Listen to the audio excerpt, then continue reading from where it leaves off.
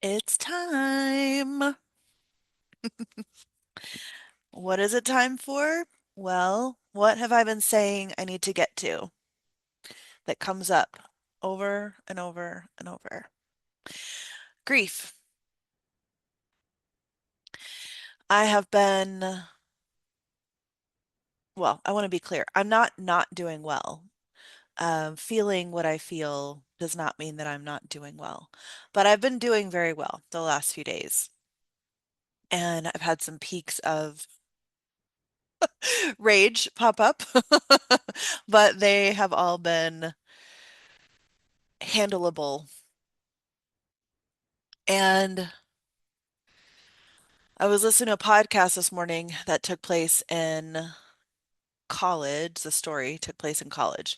And I had a memory rise up about this. I don't know, when you're 18, are you a man? Are you a boy? Somewhere in between. This very young man who I was just in love with. And in my whole life, I still haven't met someone that has felt as compatible as that person felt to me at that time, physically, emotionally, intellectually. And we only were seeing each other for 2 weeks, which seems like a long time when you're in college, but it's obviously a very short amount of time. And so the story on this podcast made me think of him, and I felt all this grief rise up. And I was like, hey, familiar friend, I've been talking about you. So let's go be with that. And here we are. Now, in this journal, the Embodied Law of Attraction journal, fourth edition, Shannon White, I didn't put this note in here. I meant to, and I will when I revise it. Any of the exercises in part two of this journal, and part two is the power of your emotions. If you find one of these exercises that works really well for you, you can take the other emotions through that exercise. Each emotion has a different exercise, but if you find one you like, you can use that one. Some are more somatic, some are more using imagery, some are more like getting there intellectually. So, however works best for you to excavate and reveal what's inside of your emotions, use that. It is true that our all of our emotions have a different energy. So some are fiery, so they go up and out. Some are watery, they go down. That would be like what we're getting into today. Some are like side to side. That's the more airy emotions. Some are more still. Some create freeze, fight, etc. So there is intelligence that goes into why the exercises are structured the way that they are. But again, whatever works for you, if it works, work it. If it works, work it. Okay. So when I came home, I decided to sit with grief for the purpose of my journal and these calls and my life and my desires and my vision. I did some combination of a few different things. So one, I just kind of tapped into the grief. And I would say I have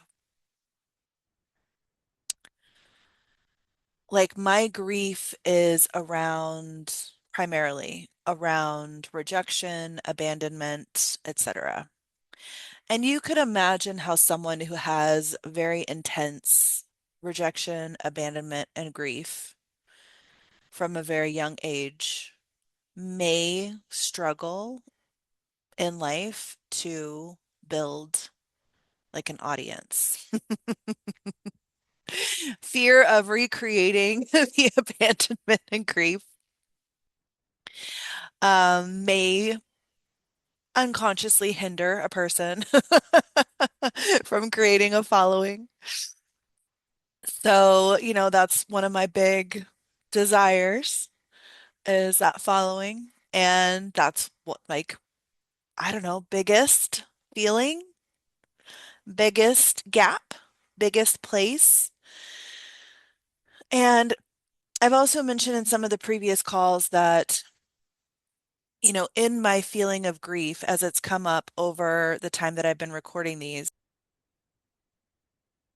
it's good to feel it a little. It's good to feel these homeopathic doses of it, because it can become overwhelming. So if there's one of your emotions is like an overwhelming place that you get to, and you're venturing into this work and you're venturing into this journal and you're venturing into feeling these things in order to get the energy from them and find the desire inside of them,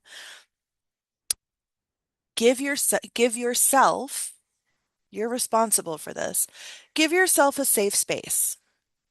And that means you're willing to go into it some, and you need to step out at a certain point. If you know you're okay, you can just go for it. And if you know you need that modulation, give yourself that modulation. There's no rush. There's no rush here. And that's something in manifestation as well. And that's why I remove the goal instead of, and like bring in the desire. Desire is timeless. There is not a rush. There's not a rush. And if you really want that big thing, give yourself pieces of that big thing now. Just like give yourself small pieces of like the place it's difficult to go. Give yourself small pieces of the positive place that you want to go as well. And that brings it in more, faster, sooner, with less strain and more flow. I also was listening to a podcast the other day, and this woman was interviewing another woman who does human design, and really they were talking about shadow work. And I've had this thought independently of that as well. But I'm like, that's another reason this works so well, this journal and the work that I do, is because we're not just doing shadow work and we're not just getting into flow state or high vibration or whatever. Like you're using one to get to the other. So you're clearing one. I don't know about clearing one out. It's not like it gets eliminated or something, but you befriend one. You make it, it doesn't just suck you in unconsciously over and over and over again, which is why we don't get to what we want. So we keep getting sucked into unconscious shit that we've been carrying around forever, like rejection and abandonment and grief, right? So we're like befriending the shadow and helping it, or it gets to help us get to the desire and the manifestation. Is that enough preamble? Okay, great. So, once upon a time, I was a little girl. I was one. And no, I was not one. Just kidding. I don't actually know how old I was. I think I was 3. So my parents, my mom and my birth father got a divorce when I was 1.5. My birth father still lived nearby. And so they split custody. I don't remember how that, I don't know. I don't remember because I was 1. I don't know exactly how that went, but I know that I would see him. And at some point, I was 3 or 4 years old, and he left town. And my mom didn't know how to tell me. I asked her to drive me by his place because I wanted to see him. She knew he was gone. She didn't know how to tell me.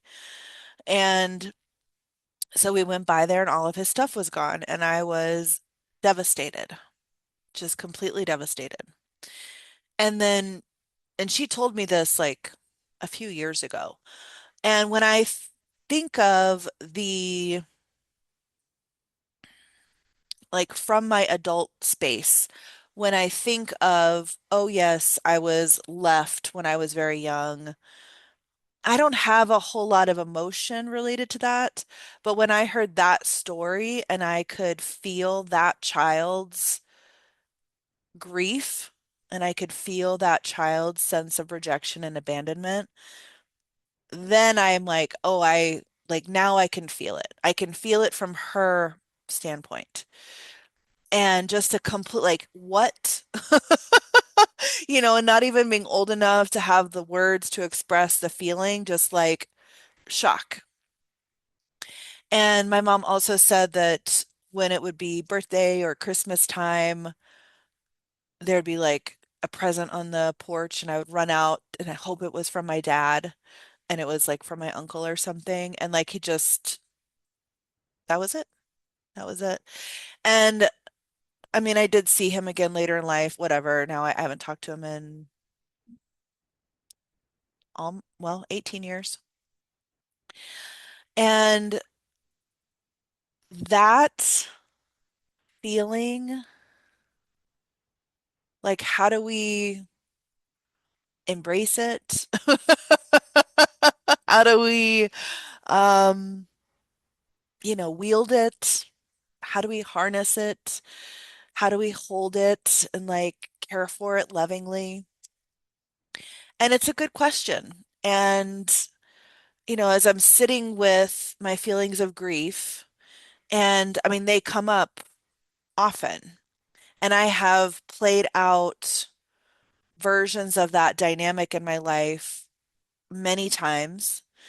And I have also, like, I mean, I said from my adult perspective, I don't have a strong feeling sense of that. But when I think about that child, I can feel that child. Like that helps me get there. But I also know, like, when I look at my behavior in relationships, like, I have stifled myself, I have kept myself small. That's, people say that a lot. But I've like kept myself quiet, made myself invisible, in order for people not to leave me. And that has not been helpful. And that hasn't actually stopped people from leaving. And it hasn't stopped me from leaving. Like, if when I get in a dynamic like that, like, it sucks. One of us is going to go when the people aren't able to be who they are and aren't able to speak honestly and aren't able to be authentic. It's not gonna, people ain't gonna stick around. It's got to fall out somewhere. So that's the landscape that I'm looking at. And the way that I went into it, and again, these are like a couple things from this journal in separate spots. So one is I captured the feeling of that girl again, because I know that's a pinnacle point for me. And I mean, as a that age child, I could imagine again more clearly than I can imagine at like my adult self. But I can imagine like physically what if she let her body move in concert with what she was feeling, I could imagine how that would go. Like she would, I'm not saying she did, but she would like throw herself on the ground, scream, cry. That's an age where we have a lot more liberty with our feelings and let them come through us. And again, I don't know that I did that, but I could see her doing that. So one of the prompts in this journal, which is related to grief and sadness, is if that feeling is an external being or symbol or representation, what would it look like? And so I pictured that 3-year-old version of me screaming, flailing, thrashing, crying. And then one question is, what does she need? And one answer is to be picked up and held. So I mean, that's a quick go-to. And obviously, that's what all of our 3-year-olds need at some point. And well, maybe they don't all need to be picked up and held if they have sensory things going on, but they need the feeling of unconditionality. And that, at least in my generation and older, I think it's a lot more normal now for kids to experience this, but that was a scarce resource. Like, we didn't experience a lot of unconditionality. We were like, you need to be like this or else you're out. That was like our training. You need to eat like this, behave like this, don't speak unless spoken to, get straight A's. Like, and if you're not all of these things, then maybe we don't kick you out of the house, but you're rejected as an acceptable human, right? So,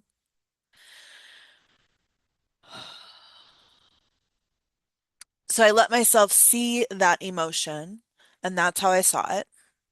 And then I moved it through me. So I got into my body, and that's another place in the journal related to anger is like, how does it want to move in you? So I was doing some somatic work with myself.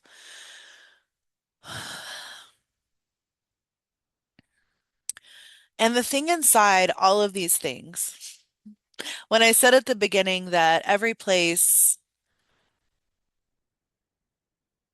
that has like friction and resistance, like holds the answer to what you're looking for. Like, I needed to feel it, I needed to move it, I needed to experience it in myself. And also the answer, I mean, seems really obvious now and um and I got there. But like, I have shown in my life through my relationship with other people and my relationship with myself on repeat. Not saying this is the exclusive thing that I've experienced, but I have a lot of evidence that I have built up over my life, demonstrating that presence, relationship, love are conditional. Showing up is conditional. And the thing I need is that unconditionality. That's the thing I need. And guess who's got to give it to me? It's not my parents. And I don't even mean the dad. I mean, my other parents who have been there. It's not my friends. It's not a partner who I don't have yet. I have received it. So let me back up a second.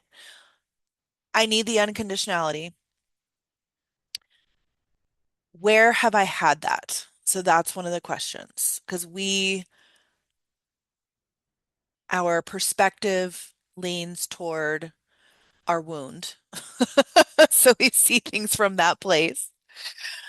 And that is not just the truth. We feel like it is. It's not. It's not just the truth.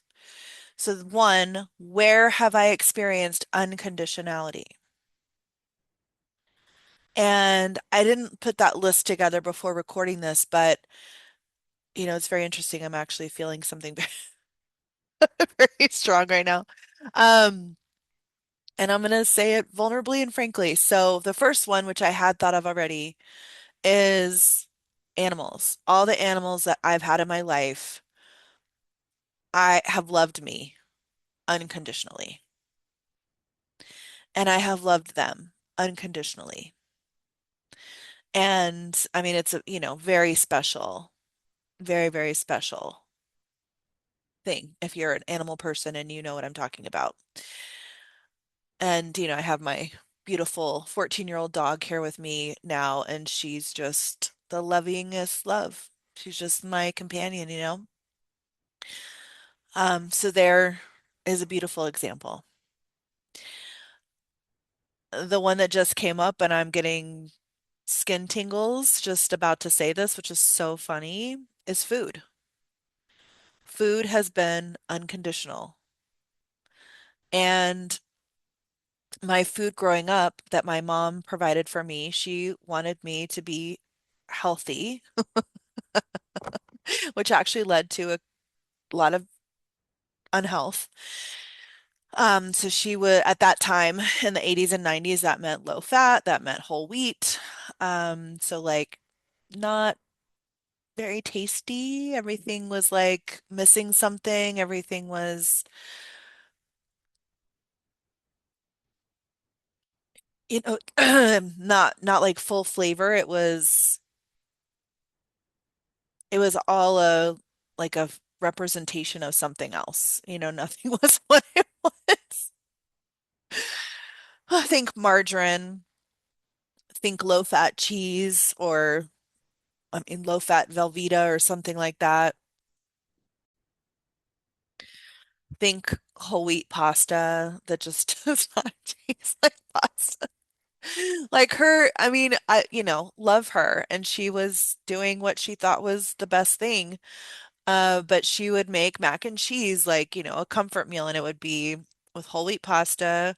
She would put green beans in it. So I would get my vegetables, and I'm like, could you please just put them on the side? Like, I'll eat them. Just don't ruin the mac and cheese with the green beans.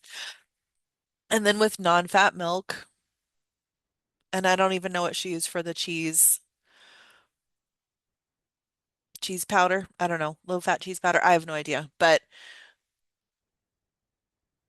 it just, it was always in the service of like something being missing.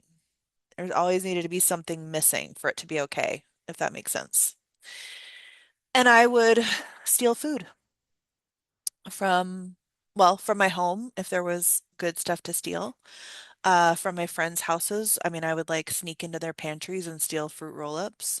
Anything with full fat, full sugar, that kind of stuff. But that became, I don't want to say that became, but food has been unconditional for me. And so guess what? I've had an out of balance relationship with food.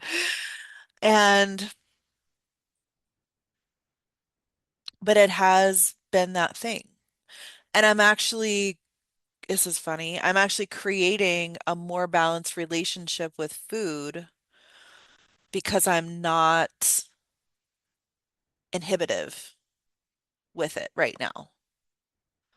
And so I'm actually enjoying it while it's also feeding me at a nutrient level, at an emotional level, and so on. So what else has been conditional? So part of it is like proving proving the limitation wrong. And then what do I need to give myself? Unconditionality. And that can look like a few different things.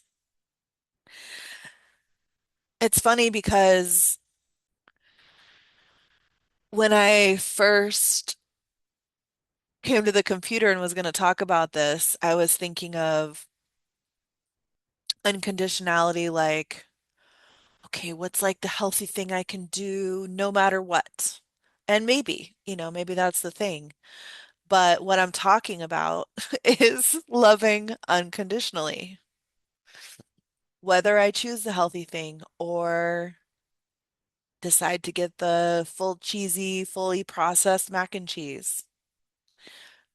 Can I love myself regardless? Like, how do I want to show up for myself where I'm showing myself unconditionality?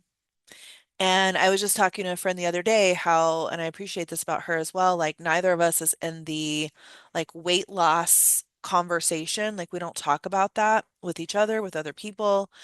And it's because we're not in the shame blame, like we're not interested in that shame blame cycle. Like you are only acceptable if you blank.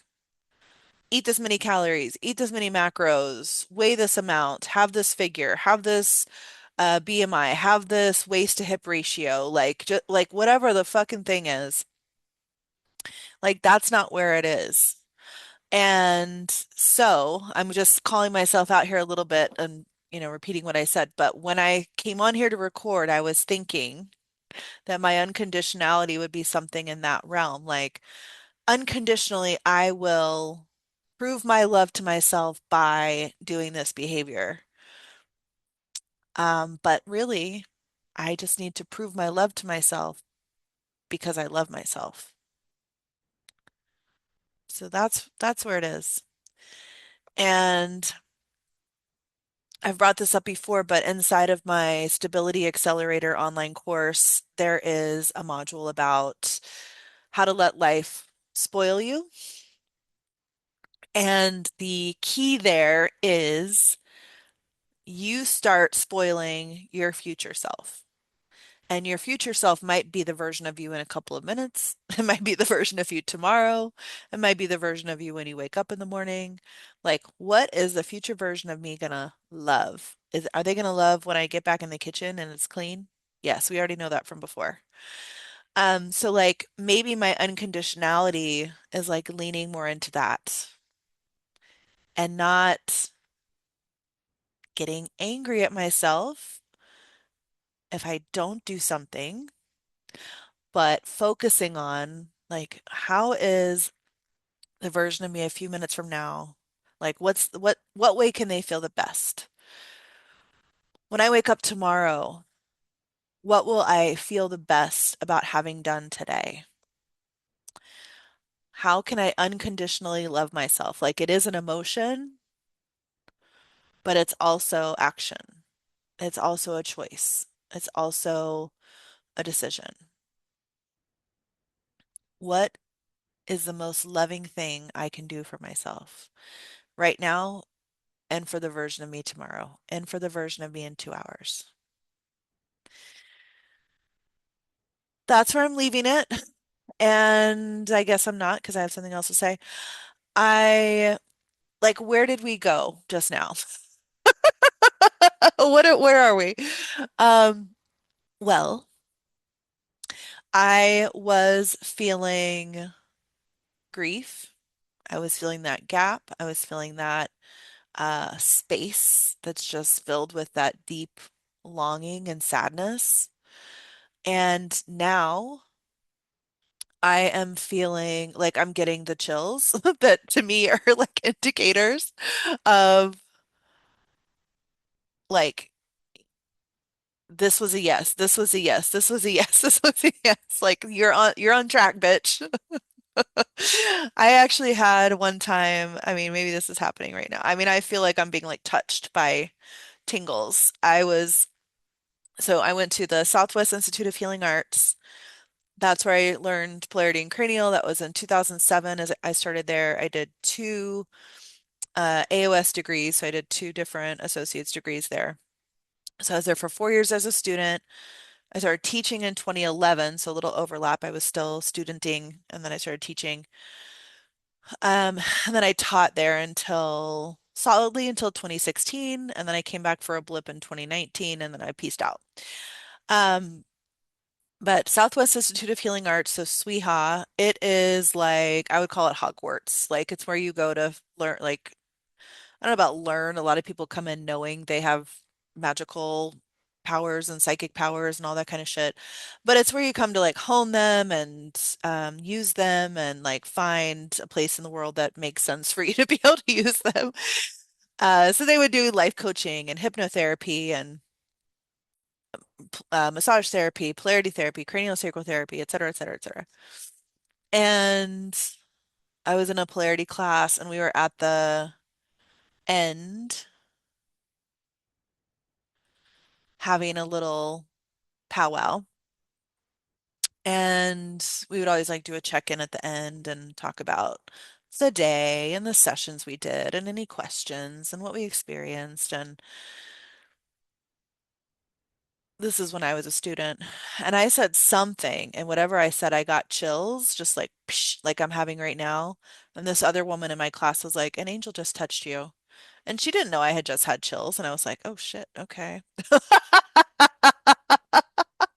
Like, damn, girl. So, anyway, having that feeling right now, call it whatever you like, whether they're coming from internal or external. But it's like you're onto something here, bitch. All right, now I'm ready. Now I'm off. Bye bye.